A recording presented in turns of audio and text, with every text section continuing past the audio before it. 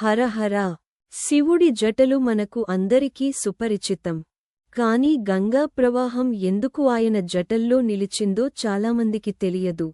వేద పురాణాలలో వర్ణించబడిన ప్రకారం గంగాదేవి ఆకాశ లోకాల్లో ఉండేది.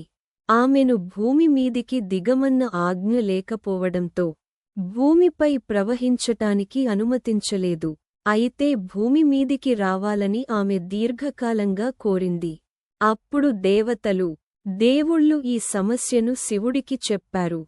ఎందుకంటే గంగా ఒక అగ్ని సమాన పవిత్రమైన ప్రవాహం.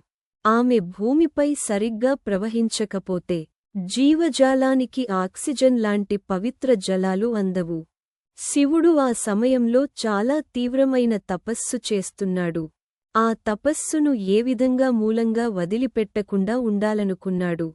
అతను తన జటలను తెరుచుకుని ఆకాశంలో నుంచి వచ్చి ప్రవహించబోయే గంగనీశ్వరిని తన జటల్లో పట్టుకున్నాడు. ఈ విధంగా గంగా శివుడి జటల్లో నిలిచిపోయింది. ఇది దేవతలకు, భూమికి ఒక సంకేతం. సకల జీవరాశులకు పవిత్రత మరియు ఆత్మశుద్ధి అవసరమని. ఈ జటాలో ప్రవహించే గంగ నీరు తల్లి గంగయే. అందులోని పవిత్రత జీవరాశుల ఆత్మలకు శాంతినిచ్చేలా ఉంటుంది.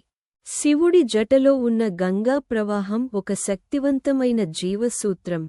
ప్రతి ఒక్కరూ, మనుష్యులు, జంతువులు, చెట్లు పూలు ఆ నీటిని పూజిస్తారు. అంతేకాదు, ఈ కథ మనకు మరో ముఖ్యమైన సందేశం ఇస్తుంది. ఆకాశంలో ఉన్న పవిత్రత్వాన్ని, శుద్ధి నీటిని భూమి మీదికి తీసుకురావడం కష్టమైనది. కాని శివుని తపస్సు వల్ల అది సాధ్యమైంది. ఈ విధంగా శివుడు తన తపస్సు, ధైర్యం, జ్ఞానం ద్వారా సృష్టిని కాపాడాడు. అందుకే ప్రతి పుణ్యక్షేత్రంలో గంగారవం, గంగాదేవి ప్రత్యేకంగా పూజిస్తారు. శివుడు, గంగా ఈ రెండు రూపాల్లో జీవరాశులకు చిరస్థాయిగా మారారు.